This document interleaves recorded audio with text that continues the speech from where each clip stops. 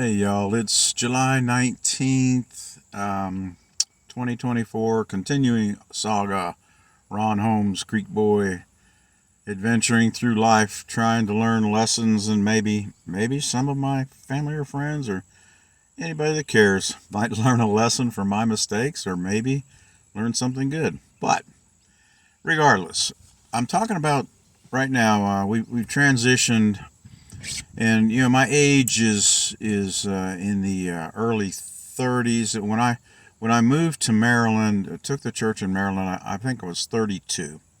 So I was 32 and had two little kids and had another one while we were there. Had three little children, and you know I have to say that was the best period of my life. I think it really was because it just seemed like I was very energetic and zealous. I'm pastor of a little church and just a handful of people, really old. They can't do much, and I thought, well, I'm going to give it a try, and I got into it.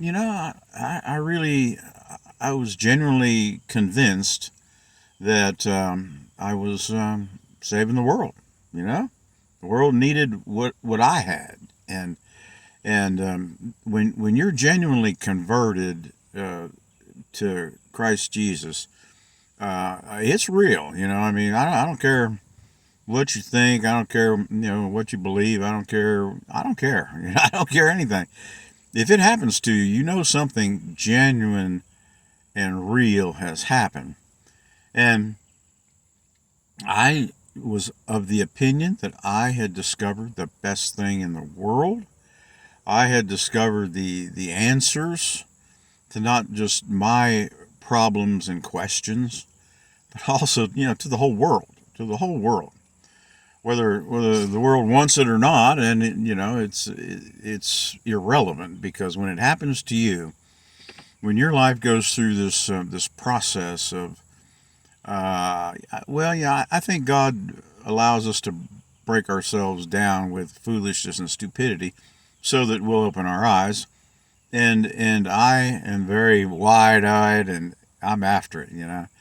Got my kids, and wow, children children are a tremendous blessing, and I enjoyed my kids a bunch, at this part of life here, because I'm a very energetic. I am a person who loves strongly, passionately. And man, I love my babies. I love my wife. I love my little handful of people that we had there, and I was into it. So you know, a lot of these things are in retrospect. I look back, and when I started out this series, uh, I really stressed my makeup. You know, you can't you can't make your own makeup. You're born with it. You're born with your DNA, your tendencies.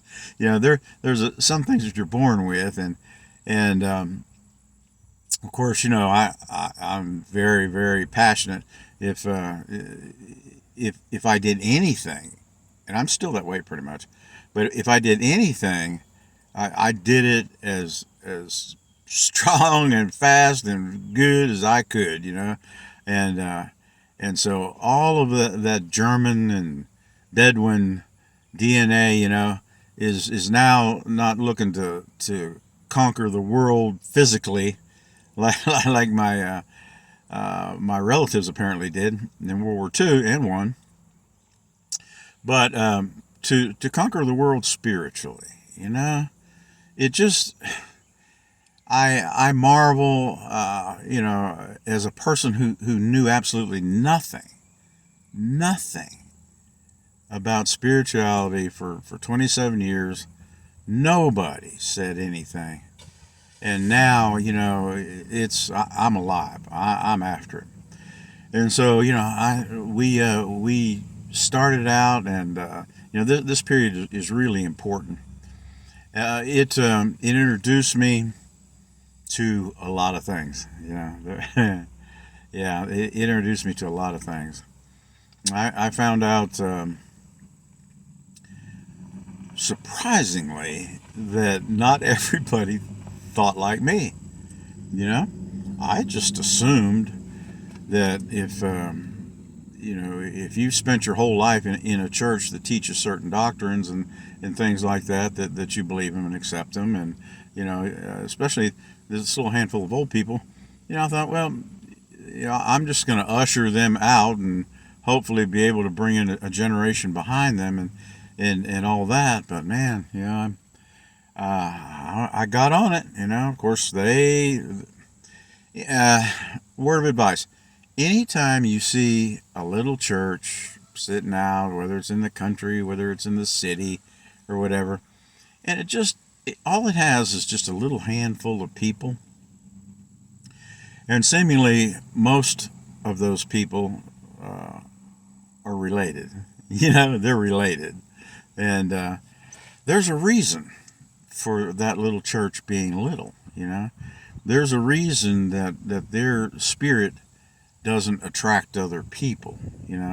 There's a reason for the condition that they let their buildings get into. And all. There's a reason for that stuff, and it's not good. It's not. And so after a couple of years, they started to sort of moan and groan because they didn't like what was going on. Here, they get this new guy and he's got kids and people are coming. We had friends from our former congregation would come and visit all the time, and we had revival meetings about every 4 months, and I had a door-to-door campaign, taking taking tracts and just inviting people and just trying, and it started to work. We got some new people in, and then we had another family move there I think there was 5 or 6 of them. So suddenly, things are going well, and at the same time, I am working as hard as I can in every regard for the church, my family, the community, and the world as a whole. I'm thinking, wow, man, we got this, and all I got to do is just go down and tell this poor old drunk guy, or just go tell this this person that's in this kind of whatever, and they'll hear me, and they'll hear my story, and they'll get excited, and when they get excited, they'll maybe start looking around, start looking and seeking, and when they do, I know what God wants to do for them. I know what He wants to do, and He wanted to do it for me. But I wouldn't let Him, and sadly, there's a lot of people that don't let Him. So I'm after it, and then I got I guess initiated in overseas travel. Because the church would there were congregations scattered around the world, and we as Americans, that's we're always looked to. And it's not just the church that I was affiliated with. It was it's everybody.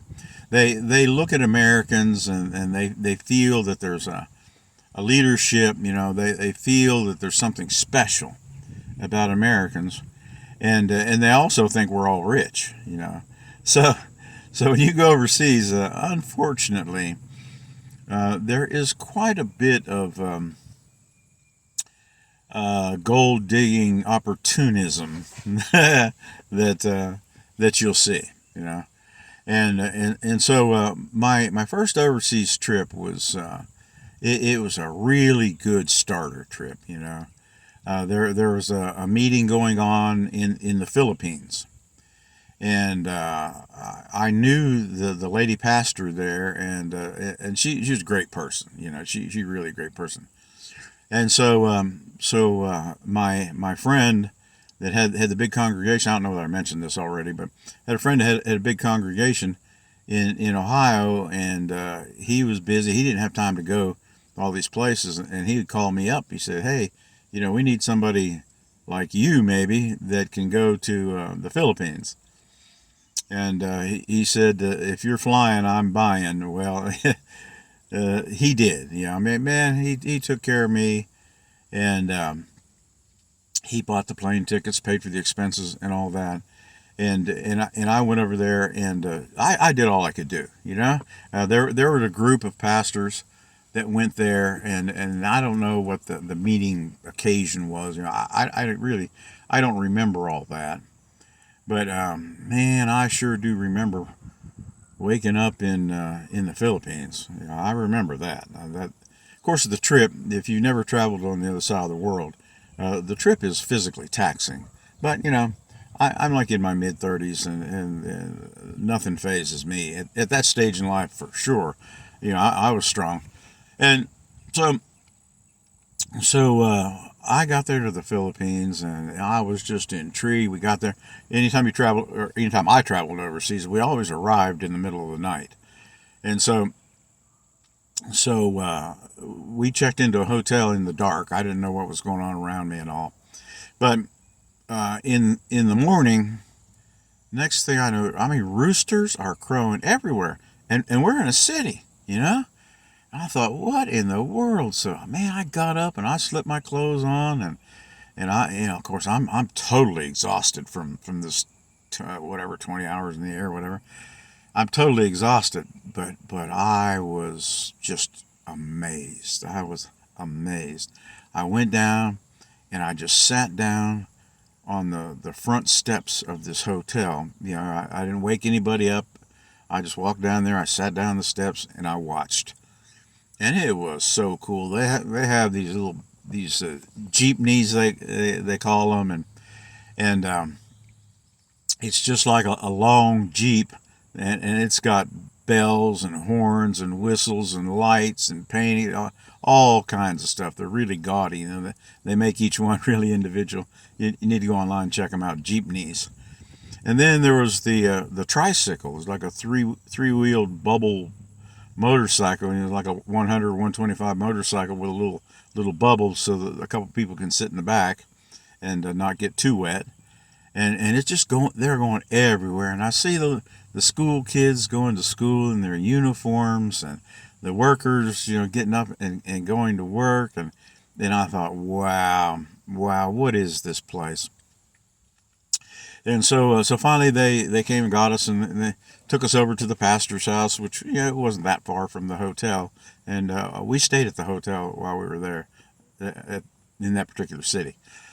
And wow, I mean, they took us over to the pastor's house, that day, and told us what we were going to be doing, and blah blah blah blah blah.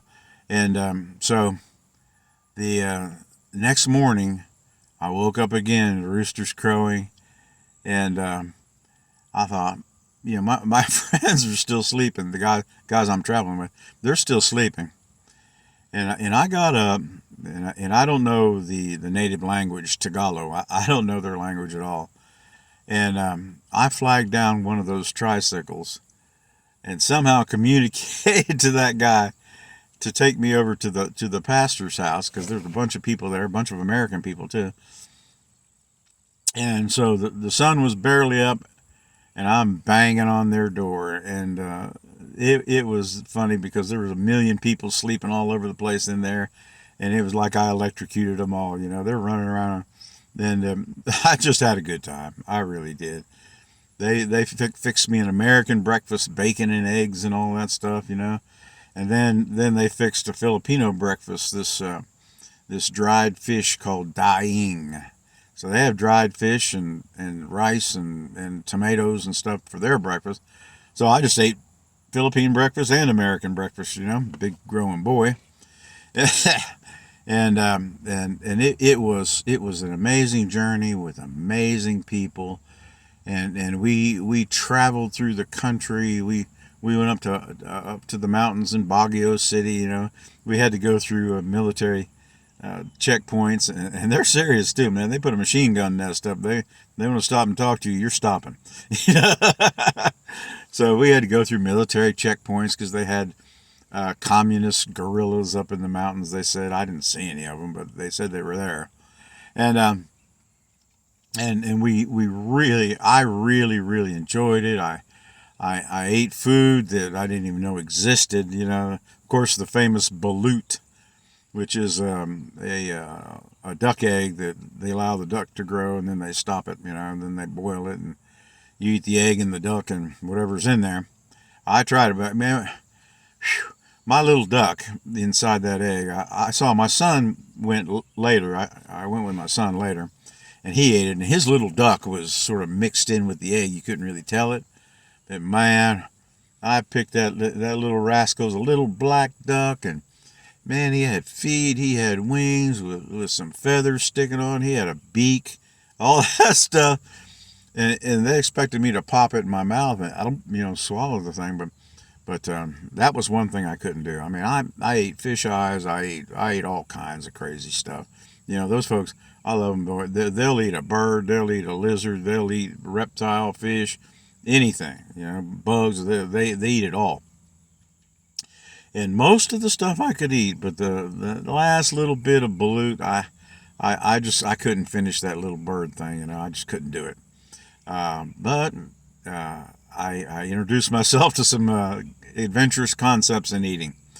And the Philippine people, if you don't know any Filipinos, I can guarantee you that the ones that you get to know eventually in your life or whatever, they're very kind, very sweet-natured, gentle people. They have a tremendous sense of humor, a sense of humility.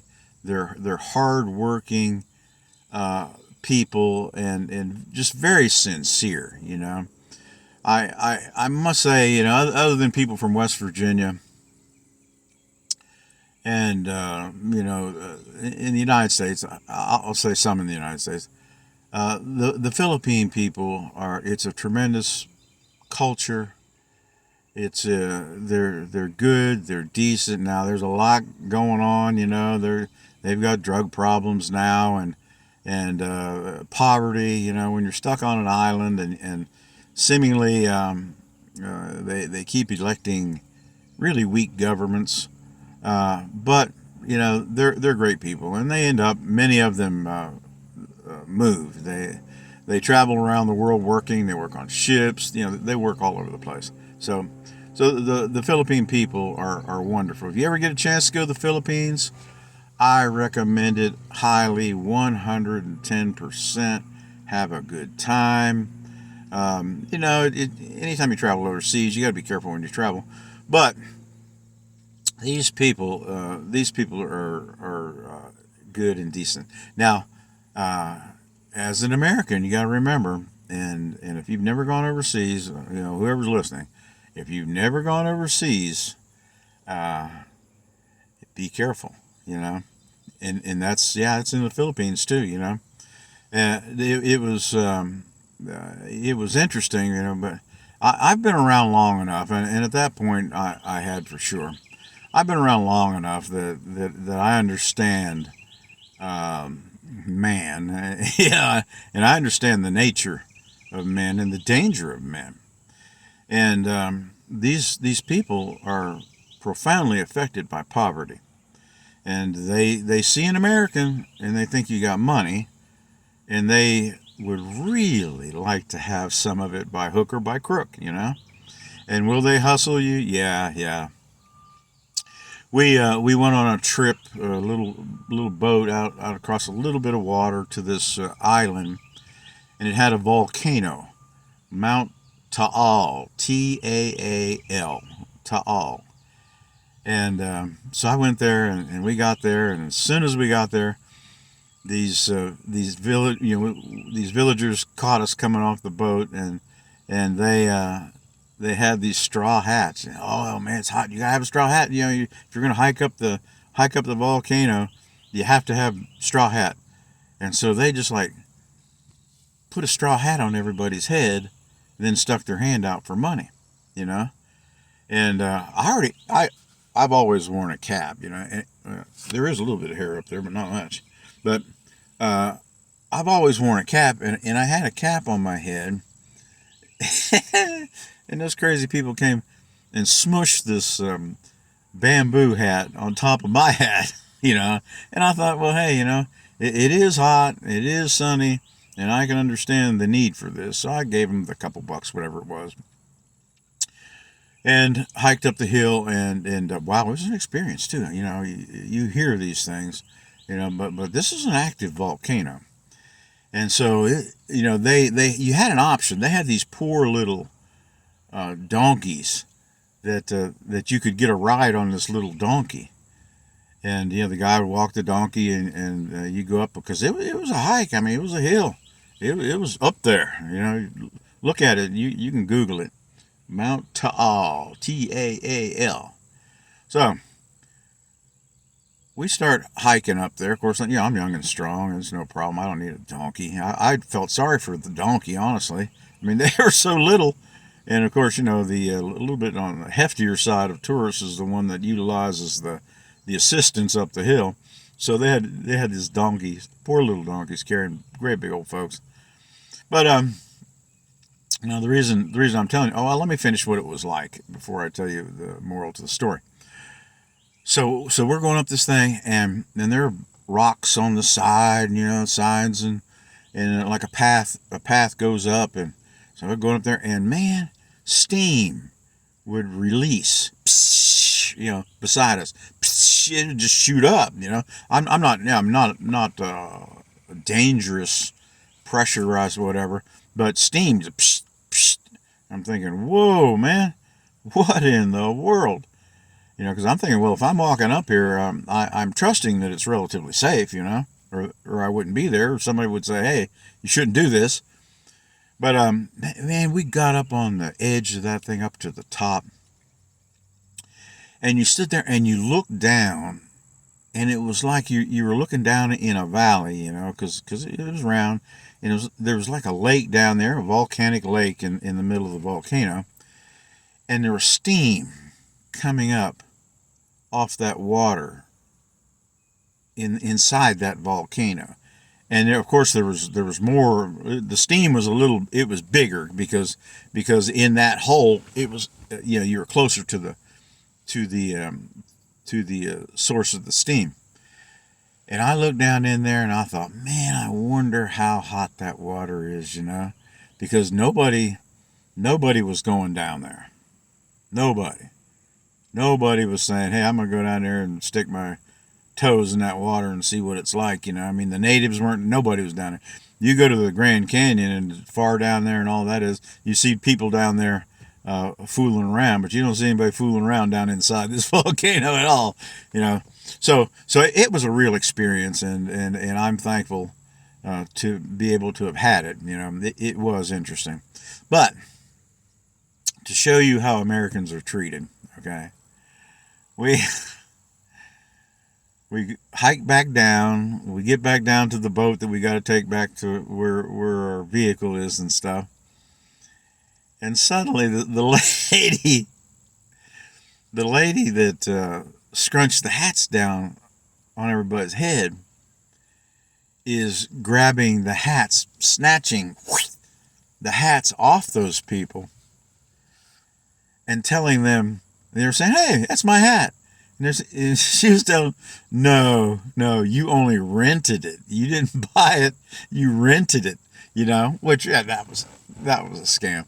And so the Filipino lady, the lady pastor, you know, because we're coming down at different intervals, you know, and I come down seeing the hustle going on, and I think she's not getting my hat, but the Filipino lady comes in there, and I mean, she jumped on that Filipino lady that was pulling that hustle on us, you know, and they yammered back and forth in Tagalog and all that, and finally the Filipino lady told me, she said, I said, what was that lady saying to you when you took the hats back from her?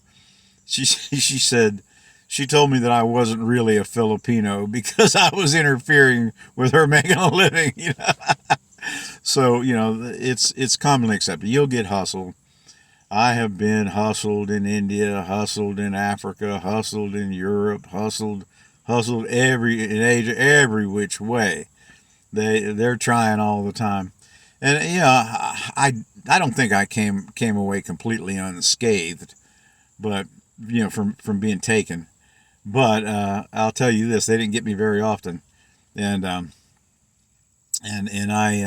have the ability that if there's a dangerous situation, I don't know what it is, but I lock on, and I get this stare, and I'm looking at whenever the danger, I'm getting sort of wild eyed, and of course I was a big strong boy then, and I hate to admit it, but probably a little on the dangerous side, I mean I am very capable of extreme violence, and so I'm always watching, and I mean, it wasn't like I was afraid, but I was aware.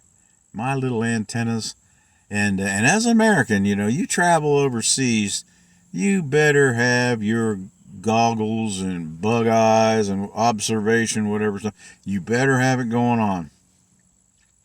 All right, yeah. Of course, mine's a little keen. Let's put it that way. One time I got on an airplane, and it was back during all that terrorism time, and they're just starting to get all hot and heavy about, you got to take your shoes off to get on the plane and all that. And so I get on this plane overseas, and I looked around, and I looked and I said, because, uh, these hijackings were going on, and this was years ago. These hijackings were going on, and if you're going to hijack me, I'm going to be dead before I hit the ground because I'm not going along with the program. I don't care if you got some damn box cutter or how many of you there are. I'm going for it. I just am. And so my seat assignment, I was on looking at the back of the plane. It was on the right hand side, and there's the row that I was in. It was 3 seats wide, and I was on the outside seat. So there was some Arab guy. Arabs were. Come on, I'm not stupid. It wasn't old grandmas and stuff that were hijacking planes. It was young Arab guys, and I sat down next to some young Arab guy. And of course, I just smile. Hey, how are you? And I'm thinking, okay, there's one. And I look over and I say, okay, there's another one. And I look over and I say, okay, this overseas flight, so it's not extraordinary to have a few Arabs here. And there was, and I convinced myself. That the Arab guy that I was sitting next to was signaling to another Arab guy. Of course, the 9/11, the FBI building, and the plane that went down in Pennsylvania, and all that. They fought back, but I thought, well, this is interesting. Why is this guy? Why did he look at him like that? I mean, it was just like it was a nod of some sort of, I understand, I know, whatever. I'm looking here. I'll look over here, and I formulated a plan immediately, and this is just how. This is why they don't get me very often. I formulated a plan, and I said, Mister, one false move between you and that guy over there, and I am going to throat punch you, and I'm going to go over there and choke him out.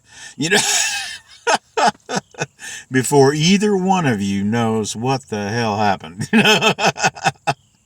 But, well, it ended up that maybe I was just a little suspicious, So I started sort of forcing a conversation with this Arab guy to see who he was or what he was, what are you doing flying around, and blah, blah, blah, and so on, because I was in Africa, and, in Central Africa, and there are Arabs, but it's a little more extraordinary.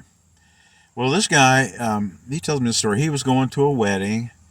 He was the he was an Arab owner of a blanket factory in Malawi where I was visiting, and he was going to a wedding. So I was like, okay, and I don't think he even knew the guy that was across the way.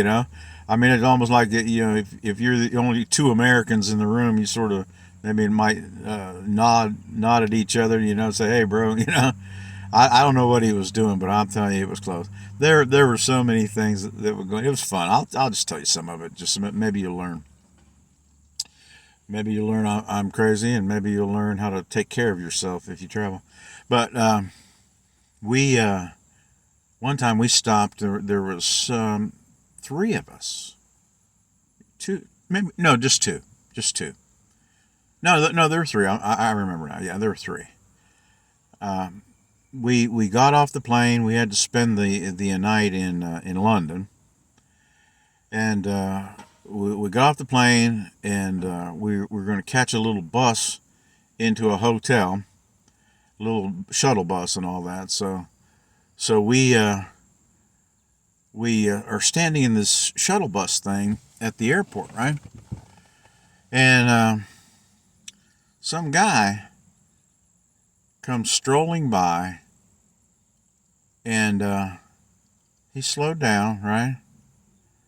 And then he just sort of came in our little bus thing, and I watched him, and I said, that guy's not waiting on this bus. What is he doing? I thought, because he the way he was looking, I know what was going on. It was some black guy, which is no different, but he didn't fit. He didn't fit in this situation at all, and the way he was acting was extremely suspicious.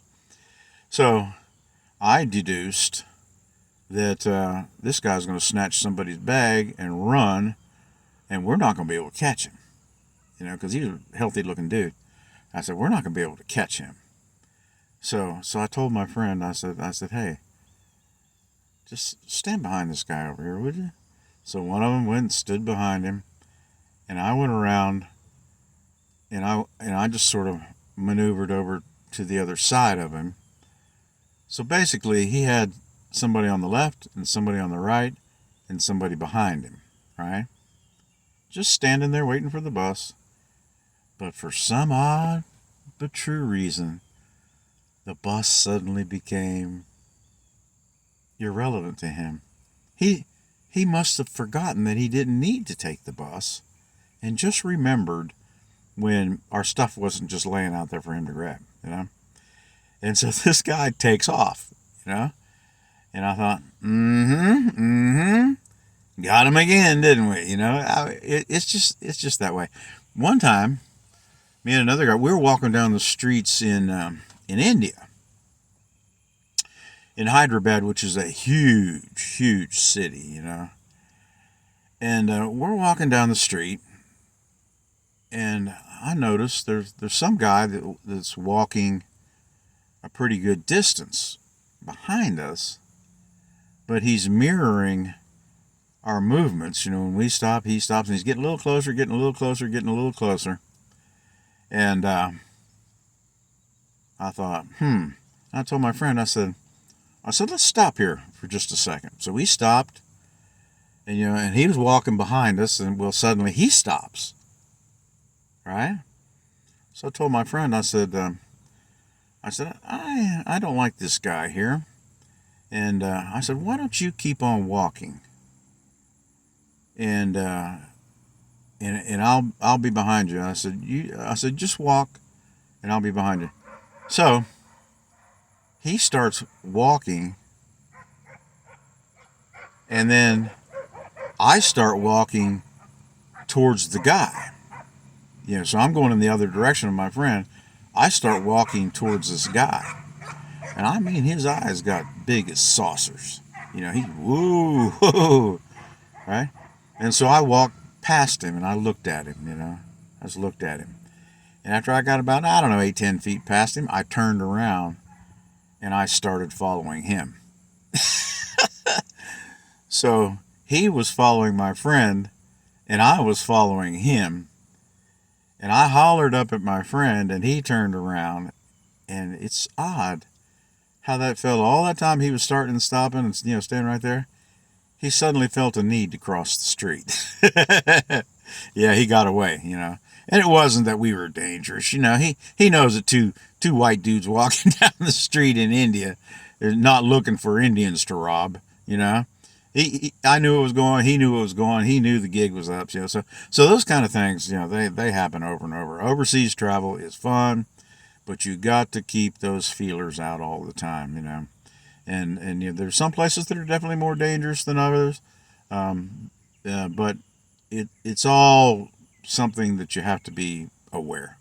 It's I've never really been fearful, but I've always been aware, and that's just a good rule of thumb for your life and mine. But all right, so that was my first overseas excursion, the first of many, because once again I told you, man, I'm zealous. I'm a worker. If I'm doing something, I'm doing it. And if somebody needs to go, the Bible says, "Well, here am I, send me." And I was always of that sentiment. Always of that sentiment. If something's good and something is beneficial and you have it and you hold the key to helping people, then man, get after it. So I did. But all right, so I'm having one of the most amazing experiences. This is an amazing time of life. My high school years, I'm telling you, I spent a lot of time on it because it's a part of me. It's a part of my makeup, and it was a wonderful time in life. I had some struggles. No, my family wasn't perfect. No, my economic situation wasn't the best. No, the factors. There were factors against me, or whatever. But that's everybody. That's everybody. But here I am, and I am enjoying it. And I'm telling you, when you're young and your kids are little, we did things with them. I mean, I love my babies. I took them everywhere. We didn't have a TV for over 30 years, so we entertained one another. We played a lot of board games and we read every day. And I am that particular thing. I am so thankful. I mean, I have read thousands of books, and I remember one summer with my kids. Our family made the newspaper. Yeah, the kids enrolled in the summer reading program, and my kids read. I'm sorry, not wrote. They read 1,050 books that summer in that summer reading program. I mean, they played. They'd come in and rest, and we'd read. We read to them periodically all day long and all that. And they read their own, of course, the older ones. But they sent the newspaper to our house, and they took a picture with me and my wife sitting on the couch with our kids, and they just thought it was just the most amazing thing that a family would do that much, read that much.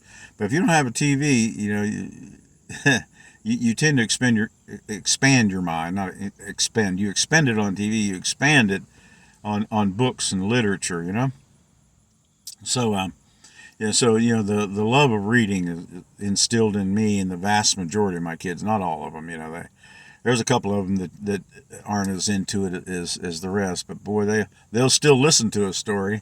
They will. But as far as reading, I don't know. Our generation is changing. I went to give away my book collection to my boys, and they looked at each other and said, "Do you still have a bookshelf?" And one said to the other, "No." And I thought, "Oh, no." Oh, and this has been a while back, And I thought, "Oh, man, there's a change going on." And it's not just my kids, because there's still great people in it, but there's a cultural change going on. And just the other day here in beautiful Alabama, I did what I like to do. I'm a West Virginia boy, and if you look where I am now to talk to you, you can see